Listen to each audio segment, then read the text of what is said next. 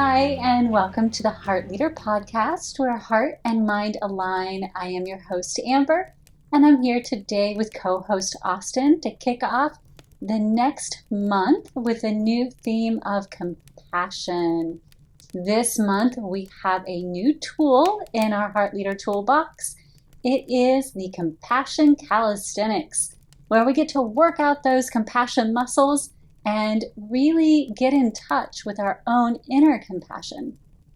So today we are going to dive deep into a discussion about what is compassion, because in all of the courses I took in this subject, it was sometimes difficult, even in psychology and counseling, and even talking in a scientific term about what compassion actually is. And so we want to make certain that in our discussions, at least we have a strong basis for what we mean when we talk about compassion. And that's where we're going to start here. Yes. So from my perspective, when I'm talking about compassion, it is in multiple categories. So when I think about compassion, it is a connection point internally and externally to the observation of what one might call suffering or discomfort, or just something occurring in our experience that may not be beneficial, and a desire to do something about that. Like, it invokes something in me that means that I desire to do something about that situation, either for myself or for others who are in that position. Like, I feel that connection and that knowing that something can be done and let's do something about it. And then to take some type of action step, or some type, even if it's just sending love and sending energy, because that state that is occurring may help them grow as they move through it, but at least I can pray for them or send them love or encouraging words as they're navigating through it. But it starts with the recognition that something is occurring, then the desire to do something to help, and then the action to actually do it, whether that's an actual physical action or an emotional action or an energetic action, and then taking the time after that to reflect and understand, what did that do for me? How did I grow from that so that I can do something in the future should that ever arise again? Be more prepared and maybe navigate through it at a quicker pace. So when I talk about compassion, that's where I'm coming at compassion from. Love it. Do you come at compassion from any different perspective? Yeah, I love how comprehensive that was. That was amazing. It's just so you. It's perfect. It's amazing. You know me, very practical, and I feel like slightly different, but everything you just said Boiled down? boiled down. Yes. And I'm going to say this because I feel like I learned it from watching you. To me, compassion is embodying love. And maybe one of the things that said, like, so if I want to be compassionate, it would be like, what would love do? So this could be like a W.W.L.D. I like it. What would love do? And compassion is like the embodiment of what love would do in that situation, whether that's towards yourself or towards another or a group of people. Just like you were saying, I think that there's so many ways to show compassion. And we see it a lot, like especially with some of the things going on in the world right now. A lot of people are experiencing some form of difficulty. And there's probably a lot more words than that. But you see people donating to help people from that they'd never, that they would never know or never see, That's what love would do. You see people, being maybe a little extra nicer, just even little things like opening the door for someone, just because, that's what love would do. And, it's been a difficult, tough last couple of years for most of humanity. And so I think to some level, people are seeking to reach out as that way of like showing how almost like, how can I be human? Yeah. Like, how can I show my humanity to other humans? You can do that through compassion. This episode of the Heart Leader Podcast was brought to you by Stephen Douglas. Stephen Douglas is one of the nation's leading boutique search and interim resources firms and has been recognized as a leader in identifying and providing access to top talent for clients since 1984. Whether it's a company preparing to go to the next level or a candidate looking for better opportunities, Stephen Douglas keeps the focus on the needs of the people they serve. They specialize in connecting the right talent to a company's needs, while also understanding what the market demands. To learn more about this amazing organization, visit them at stephendouglas.com. Yeah, I like that. Because ultimately, compassion is a way to connect, right? Yeah. If we don't hold compassion toward ourselves in those challenging moments, and we're so busy beating ourselves up, then it's really hard to hold compassion toward another individual. Mm-hmm. But sometimes, in order to hold compassion toward ourselves, it has to start with holding compassion toward other people. Right. So, as much as we always say it starts within, sometimes in order to get to that place of beginning within, we take steps outside first because it's easier to start there and have that recognition. Then we can start to say, well, if I'm willing to treat somebody else that way, but I'm not willing to treat myself that way, then what do I need to do to shift that?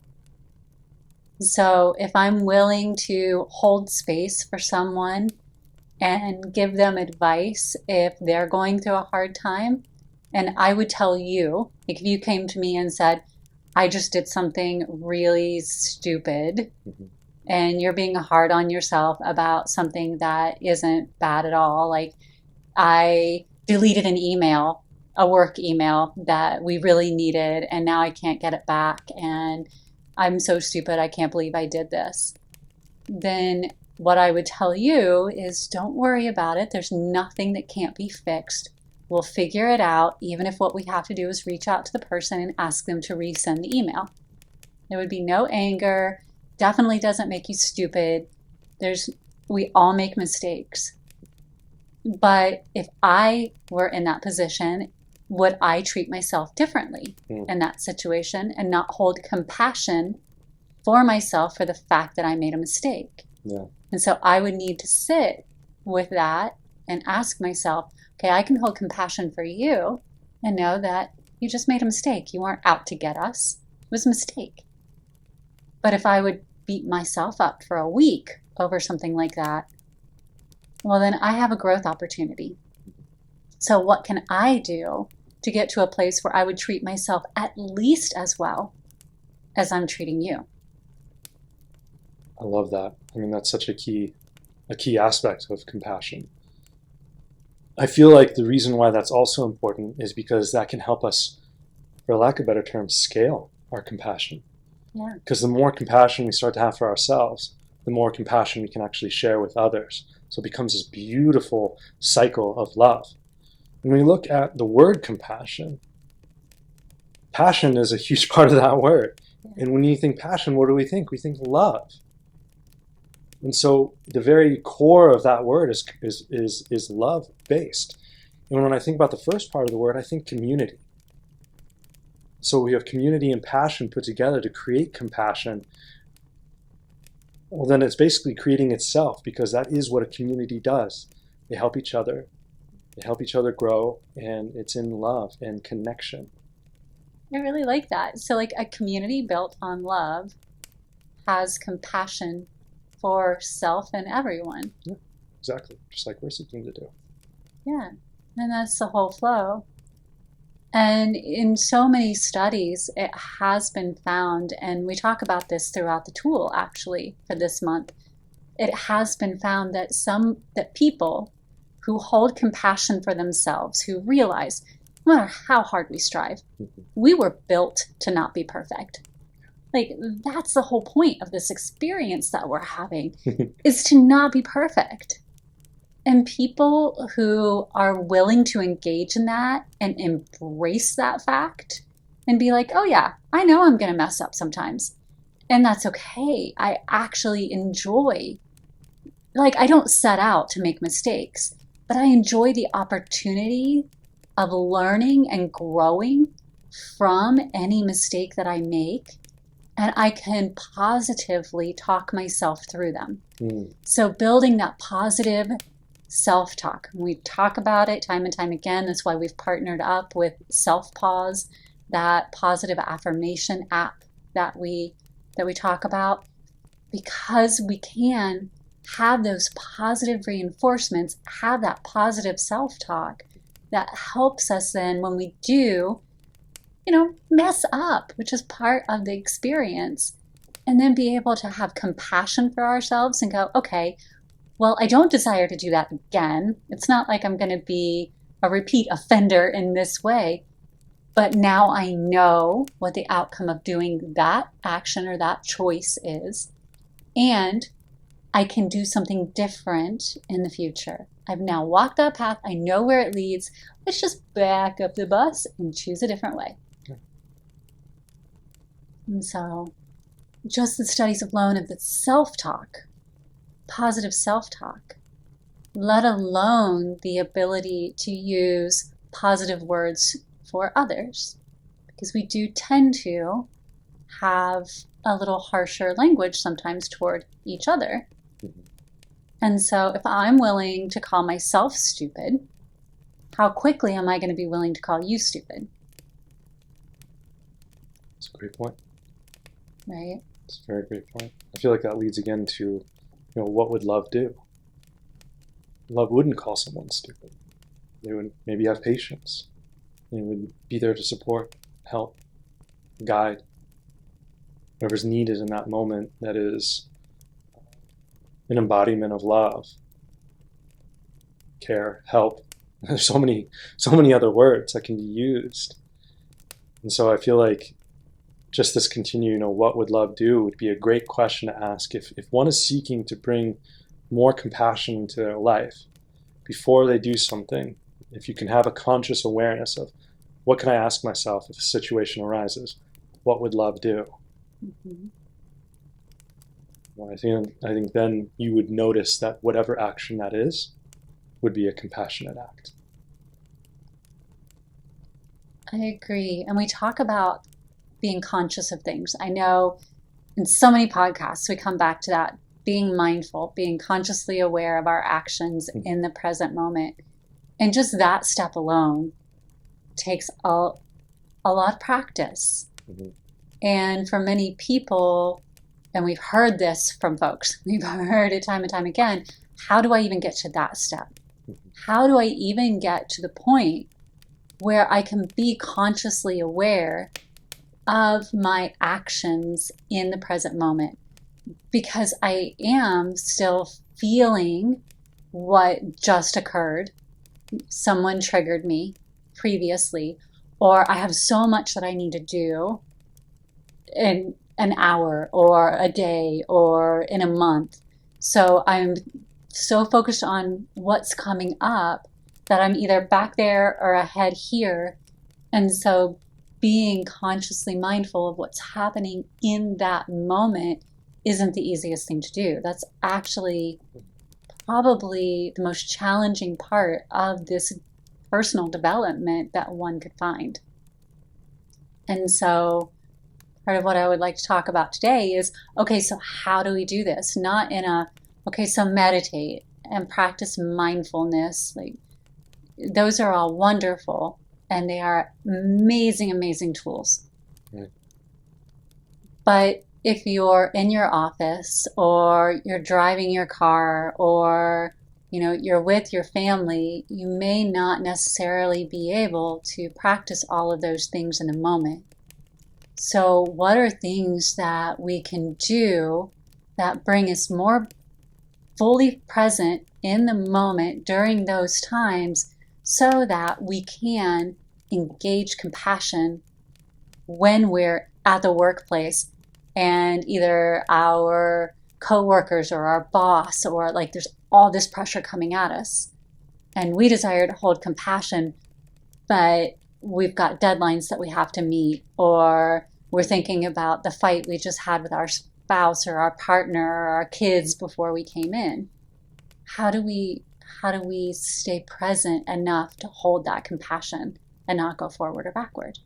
Do you have any tools or tips that you would offer right out of the gate? It's a great one. I'll continue to reiterate asking the question, what would love do? Mm-hmm. But I feel like that's a byproduct of a bigger one. That's being present as much as possible. Because a lot of the things that, well, really anything that happens in the past isn't in the present. Yeah. And so, those things that may be piling up, if we truly are present, then we realize that that doesn't have to change how we act now. And so the more present we are, the more that we have the clarity to start asking ourselves a question like, what would love do? Or how can I be compassionate? How can I be compassionate right now? Or what can I do to help myself and those around me? There's so many versions of compassion that we can embody and choose to embody. But I feel like we are innately love. And so compassion is going to be a natural byproduct of our doing. So the reason why I'm saying present is because when we are present, then we tap into our being. And when we are focused on our being, then the doing follows suit. And that doing will be one focused in love. That love can be then very compassionate, however that is needed. To get present in order to have that flow. I know you talked about in a previous podcast, you used to wear a rubber band on your wrist and flick it in order to bring you back into the present moment. Mm-hmm. And that is a tool that someone might be able to use. Mm-hmm. Plus, it just makes everybody wonder what in the world you're doing, and it might make you the most mysterious and interesting person in the room. And we've also mentioned breath practices mm-hmm. are another way to mm-hmm. bring you back into the present moment. Mm-hmm. Something as simple as, and unnoticeable, right? Yeah.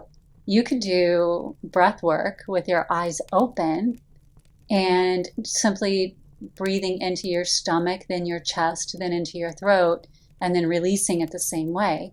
But just that focus of, okay, I'm going to inhale into my stomach, then into my chest, then into my throat, and then I'm going to mindfully release out of my stomach, and then out of my chest, and then out of my throat.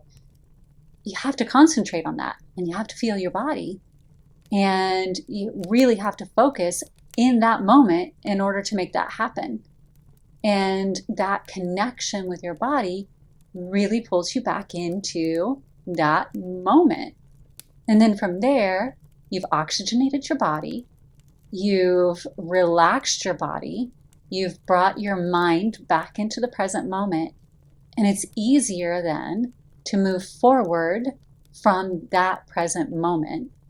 And that invokes compassion in a much easier way. You can ask that question, or any of the questions, like what would love do, or how can I be more compassionate in this moment? How can I hold space? How can I seek to understand what's going on instead of presuming that I know what's going on? Because presumptions can really create entire separation from the actuality. When we presume, we're forecasting into the future versus seeking to understand in the present moment. So there are little practices for me it's music, oftentimes. I love music. It's part of like my soul calling. I love to listen. I can't sing. Well, I am not the most blessed at singing. I am capable of singing. It's just not something anybody would want to listen to on a regular basis. So, but it doesn't stop me from turning on music and connecting and just being in that moment with the music. So we all have to find what pulls us back into the moment, because it's going to be different for all of us.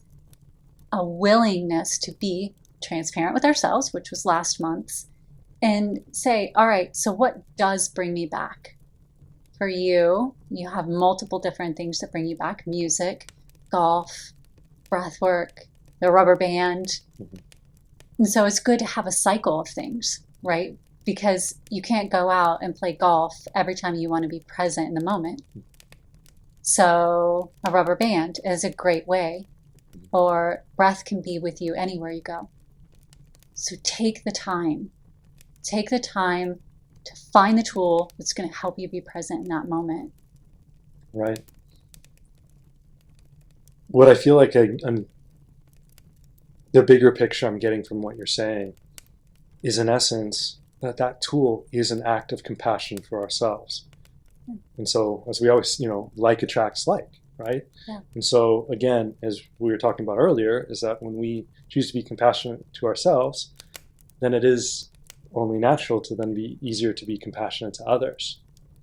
And so, I love that when that is the intention behind the tool, is to, anytime we become present, it really is a form of compassion to ourselves.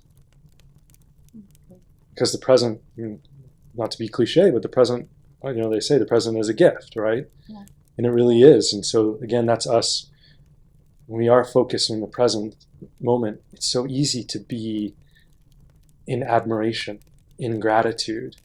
All these are words of love and connection. And, if you do desire to feel very spiritual or religious about it, then the way that I would personally present it is that for me, it feels connected to the divine. And so when I do access the present, I feel closer to that divine love energy that's connected to all things. And then I feel like I'm not alone. I feel like I'm a part of this incredible amount of love that's within everyone and everything. And so I only desire to act in that way that would enhance and lift that type of energy and that type of connection and build upon it. Yeah.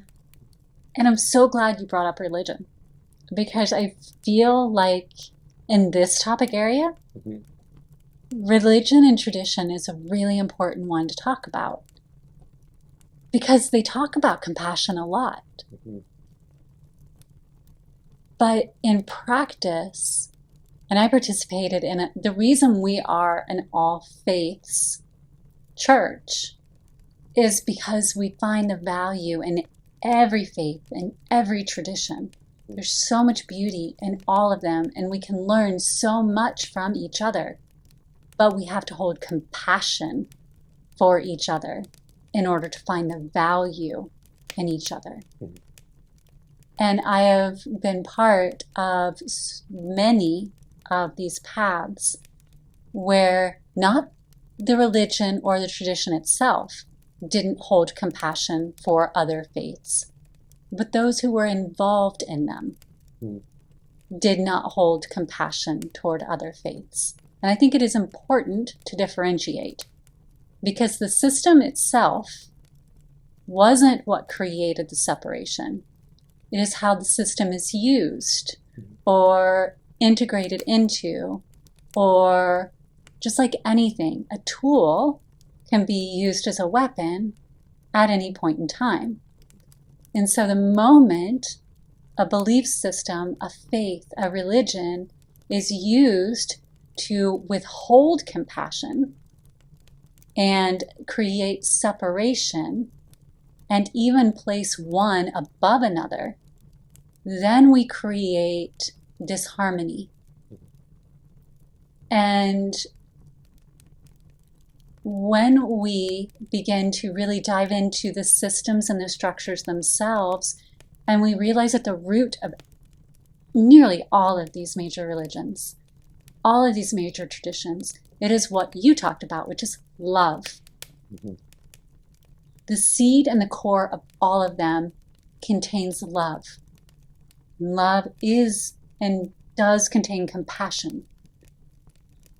Then we get back to that I'm not better than or worse than anyone else. I'm choosing a different path up the mountain, one that fits for me, and I honor whatever path you're choosing, and I will always hold compassion and care and will always walk with you if you need me to for a little bit while not giving up what I believe in as well. And so then it becomes coexistence through compassion. Instead of feeling like we have to fight each other in order to prove that we're better than, or that there is only one way. Because there's never only one way. We are in an infinite universe with infinite possibilities that would never say there's only one way. Right. You know, many of us are willing to be multilingual. Well, yes. See, why don't we have that approach to faith? Just because I was born and grew up speaking English doesn't mean I can't learn Spanish, French, Chinese, all these beautiful languages that are around the world that people express love through. It doesn't have to be the exact same thing that I learned how to do. But what's beautiful about each one of these languages is that they have a word or some words or forms of love, but how they use it and how they express it is different. Doesn't mean the one in English, love, is better or worse than any of those other words. So why are we so willing to accept amor and love, but not so willing to accept two major faiths or two belief systems or more? Yeah. In the end, it's just communication and interaction and connection, which is exactly what compassion is all about. Communication, interaction, and connection. Yes. And they're all there, everything, whether it's faith and religion or, the connection between two people, all of it is there to help us understand ourselves better. Right. If we're willing to utilize it in that way. Right? And it's not from an egocentric, it's all about me. It is from an opportunity and growth perspective. Mm-hmm. Because I am unable to change you. Mm-hmm. That is a choice you would have to make whenever the time feels appropriate for you.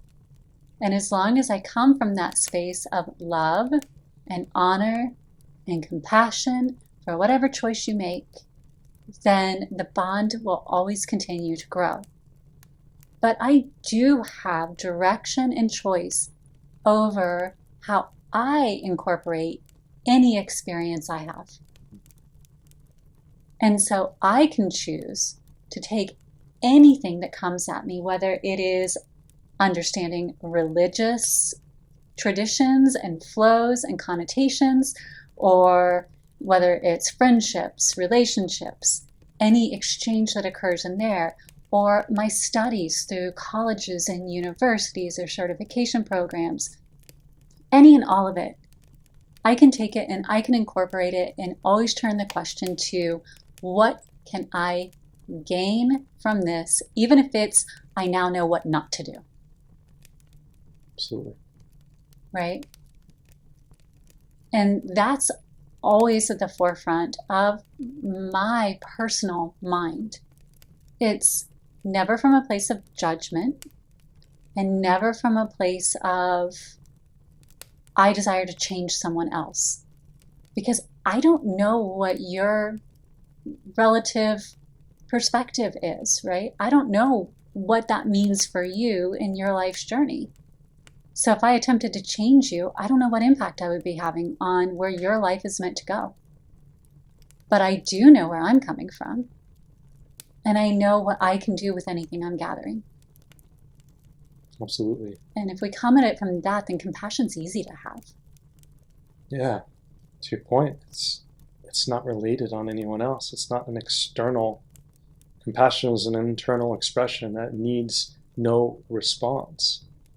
You can still be compassionate to another person without them having to be it to you. Doesn't make it. I'm not saying it's easy. Oh yeah, no. And that's a not great growth opportunity when it's not coming back. It's not coming back, but that doesn't have to determine my way of my compassion or choosing to be less compassionate because someone else is not being compassionate. Yeah. And I feel like that's such a unique perspective, and that's really what love is too. You can still choose to be loving or love someone else without them having to, return that in the exact same way. That's not what it is. Yeah. And I know, having come up through multiple different traditions and belief systems, there was often emphasis put on the leadership of that. Like, oh, those who love unconditionally are the heads of the organization, the guru, the priest, the rabbi. And again, no disrespect, these individuals are amazing light-filled beings, and I have the utmost honor and respect for them. But they are all showing each person what is possible for each of us.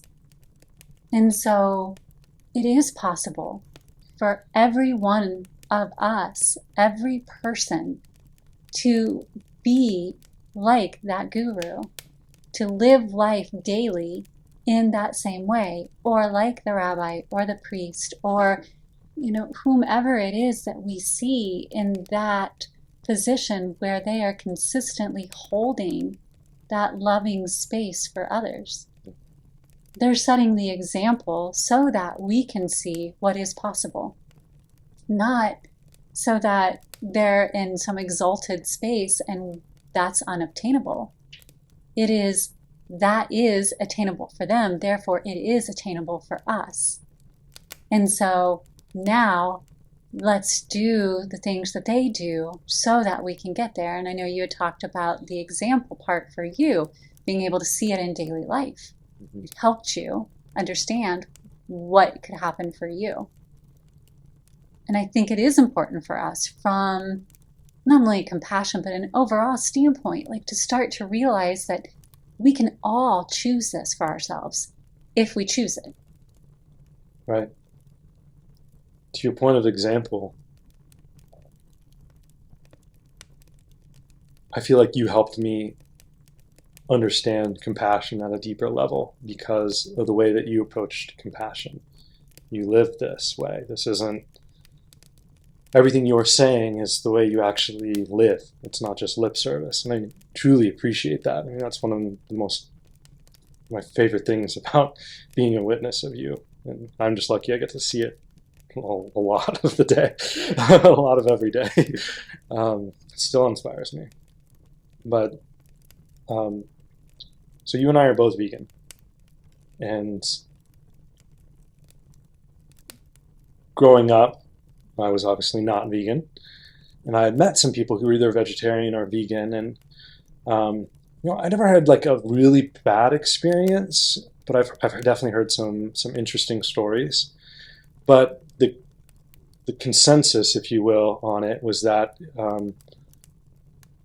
there was, to some level, people who would approach it who were vegan or vegetarian and attempt to put the people who weren't down. Mm-hmm. It was that air, like almost a pedestal, or that air of superiority.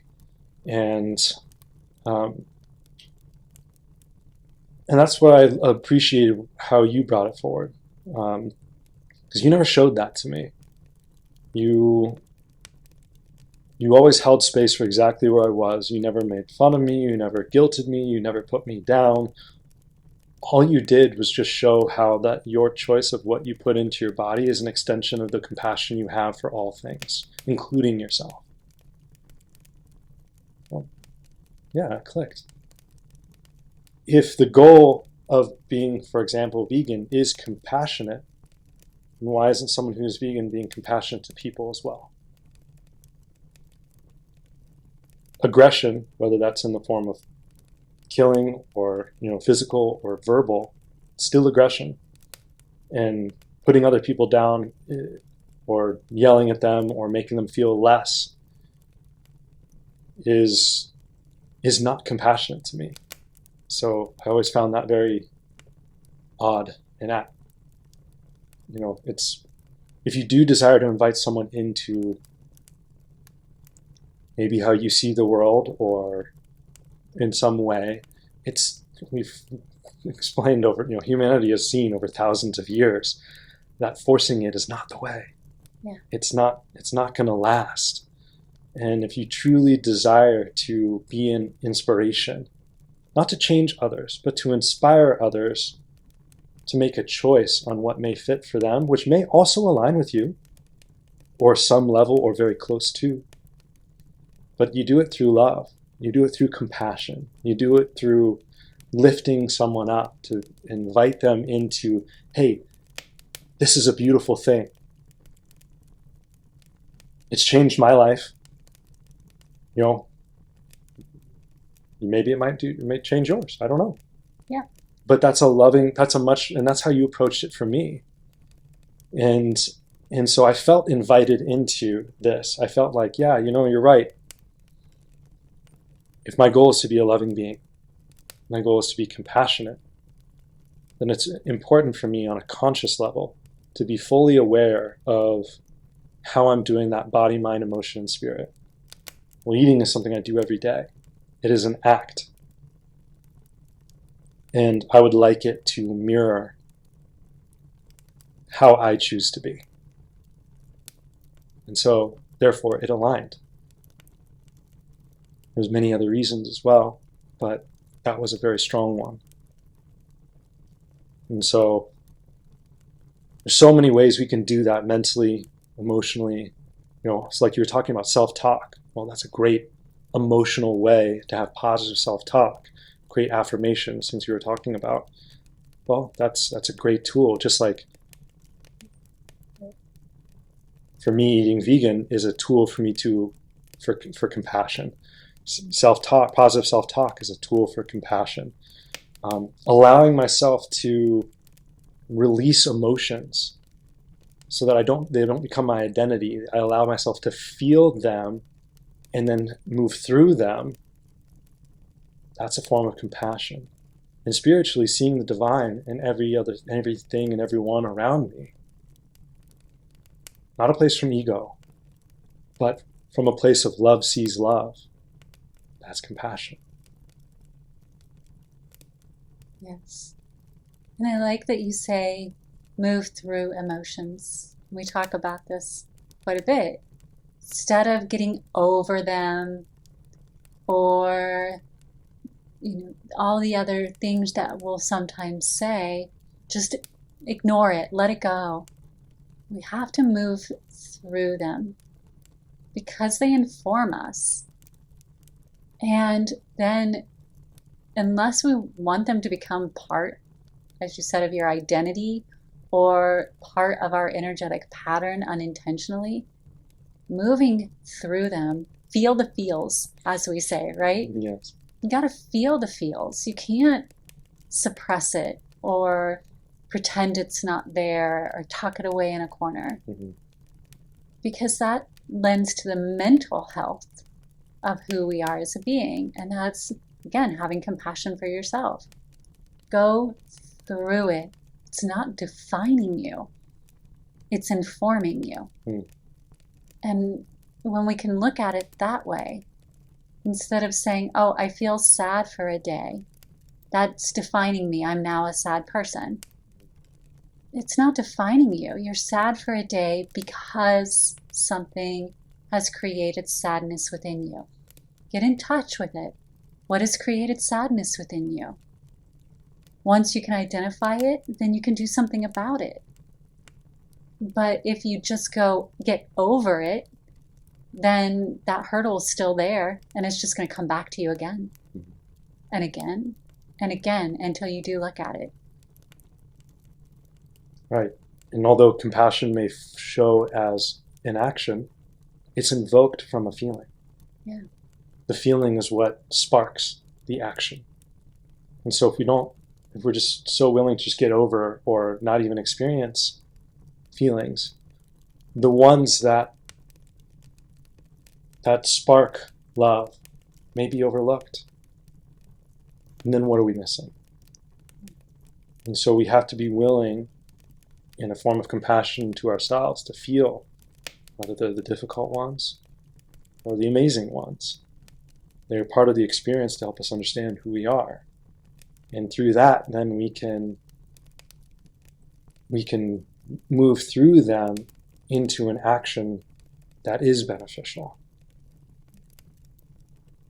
And if there's anyone who's like watching this and feels like, well, I just don't have anyone that I can even practice compassion with, that I feel safe enough to be vulnerable, transparent, and practice compassion with, that's really the point of the community that we're building. The like-mindedness, the desire to have these connected, compassionate conversations and really be there for each other. So they can always reach out through any of the avenues to reach us. And if it isn't one of the two of us, which we do, we personally answer a lot of messages. But if it isn't one of the two of us, it'll be a member of our community who anyone can practice with safely in a non-judgmental way, because mental and emotional health is so vital to our overall well-being. And everyone should have someone to talk to and to practice these things with. And that's our goal, is to really create this movement of love where we have this safe space where we can make mistakes and then have someone lift us up and be like, that's okay. That was that choice. Now let's practice it again. And you know how that one felt, so let's do something else. That's a great point. And what I feel like you're describing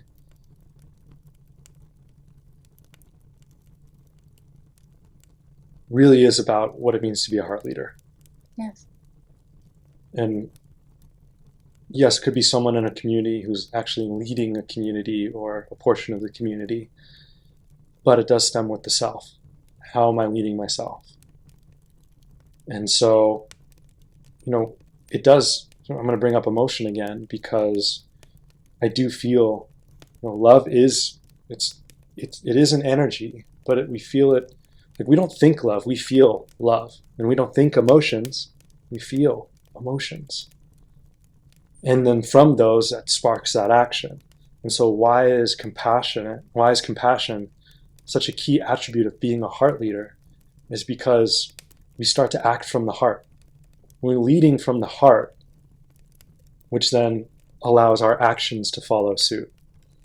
And so, every month, each one of these themes are part of what it means to be a heart leader. But this one just, it has that little extra spark. And they're all vital. You can't, they all interconnect and they all integrate. But I feel like now more than ever, people in this world have the capacity for a greater sense of compassion. Because there have been multiple things in a row now that affected all humans in some way, shape, or form. And that can be physically, emotionally, mentally, or spiritually at all levels. And so we can actually relate, even though we may not have gone through the exact same thing. We may not, some of us are affected far more than the other. We can still have compassion and understanding because we can start to see each other as another human, not just other. Yes. We're dehumanizing, I feel like, is starting to fall off the table. Because, again, love sees love. And when we are all love and we have the capability of love, then compassion is innate. Again, it goes back to not needing to put one above another. Mm-hmm. That we are all human, having the human experience, having compassion for that human experience. Now, will there be times that some need to step into a leadership role? Of course. I mean, that's going to happen. Skill sets just lend to, all right, in this situation, this individual or this group of individuals are more attuned to leading in this capacity. But then things may shift and those individuals may not be the best to lead. So if ego is what's driving us 100% of the time, then we may not have the best individuals aligned in leadership positions. But if we have the human experience and that balanced along with our knowing of self, then leaders can just emerge naturally. And so if the next best group of leaders is actually this group over here, then they can step up and step in and be the ones, and this group can step back and go, okay, I recognize that's not my skill set. And I'm okay with that because it isn't about me in this moment. It's about we in this moment. And step back and allow the group that is best suited for leadership to step in. And that's when we start to begin to understand how to effectively work as one instead of hierarchy, right? That coexistence where there will be leaders. There will always be those who need to lead. It's just experience by experience, space by space, understanding skill set by skill set, what is needed. So well said. What's that saying that when we change I to we, even illness turns into wellness? Yeah.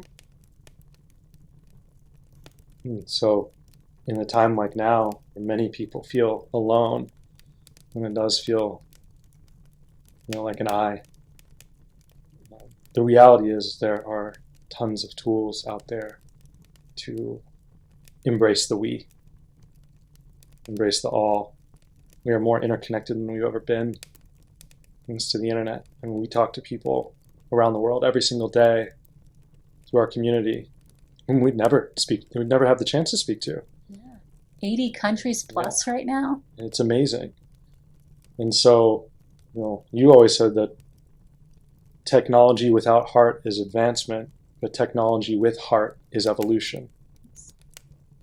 And we're kind of at that precipice of the choice, where we can focus solely on logic, lose the heart and compassion, and advance, but at what cost? The beauty with bringing love into the technology is that we don't lose anything. You can still have all the amazing things that technology offers. It's not an either or. As you said, coexistence literally means and. And so we can embrace technology, but do it from a loving, inclusive, compassionate, connected point that can lift everyone up.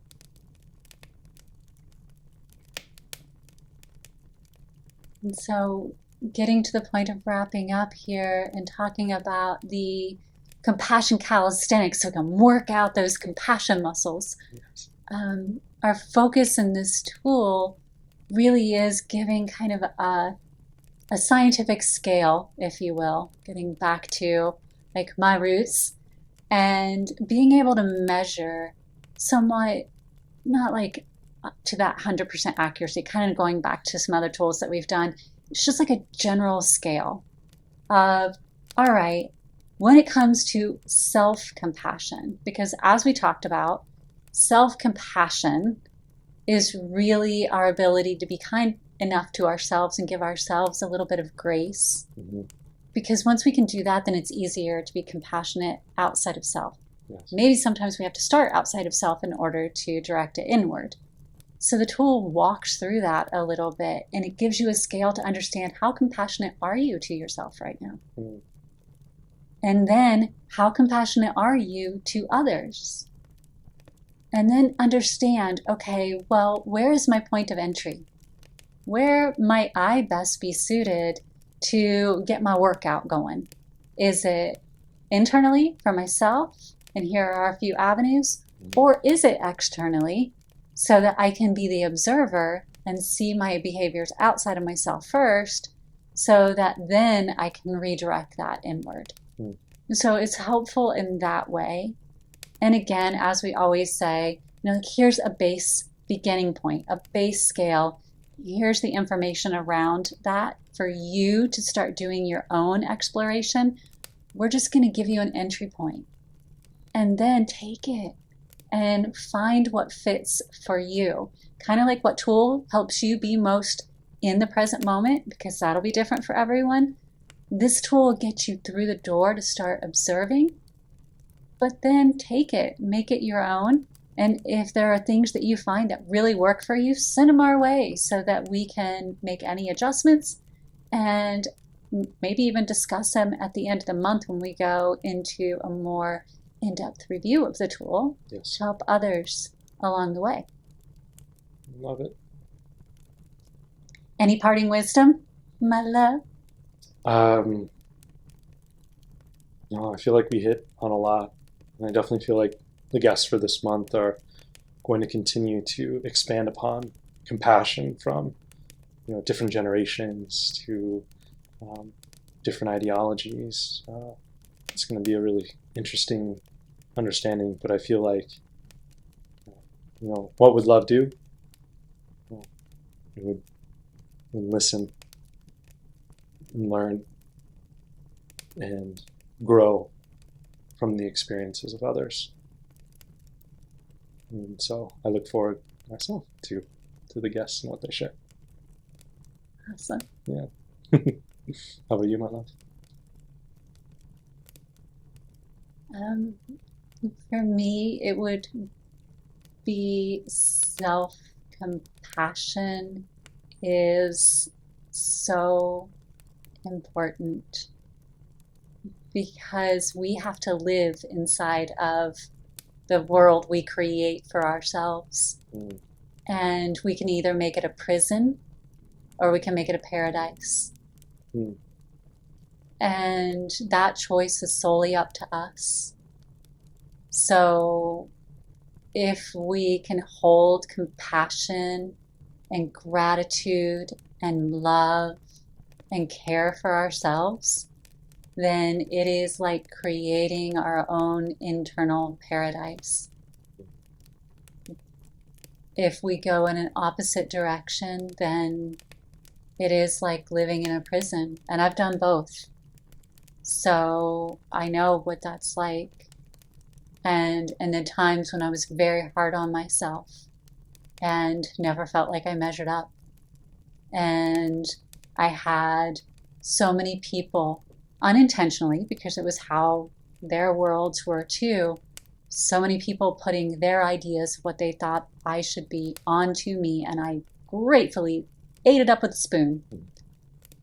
It really created bonds and bound me inside my own prison that I had created for myself internally. And it wasn't until I found compassion for myself and self-love and self-care that I released myself from my own prison. So we talk about these things and we give these tools, but each person has to take the key and open their own cell and let themselves out to freedom. Thank you for sharing that. I love you. I love you. And thank you for joining us on another episode of the Heart Leader Podcast, where heart and mind align. I'm Amber here with Austin, kicking off the month's theme of compassion. You can journey over to the Heart Leader Toolbox on swivera.org to download your compassion calisthenics and start working out that compassion for yourself. You can also find lots of other tools and amazing little videos that can help you through. If compassion isn't where you feel called to start, there are lots of other places that you might feel drawn and can really capture your attention. Until next time, we look forward to seeing you in the Swivera community.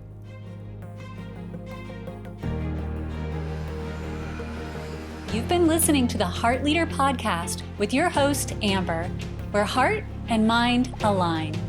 Tune in weekly as we take a deeper dive into what it means to be a heart leader. Ready to take the next step?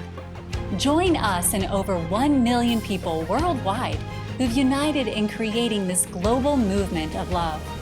Become a heart leader for today and tomorrow. Learn more and connect with us at swivera.org.